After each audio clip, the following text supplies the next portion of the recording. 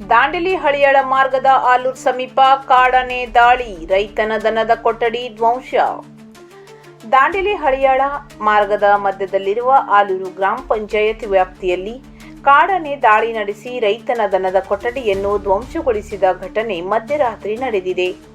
ಆಲೂರು ಗ್ರಾಮದ ನಿವಾಸಿ ವಿಷ್ಣು ದಾನಪ್ಪ ವಟ್ಲೇಕರ್ ಅವರಿಗೆ ಸೇರಿದ ದನದ ಕೊಠಡಿಗೆ ಕಾಡಾನೆ ನುಗ್ಗಿ ಕೊಠಡಿಯನ್ನು ಸಂಪೂರ್ಣವಾಗಿ ಧ್ವಂಸಗೊಳಿಸಿದೆ ಎಂದು ತಿಳಿದು ಬಂದಿದೆ.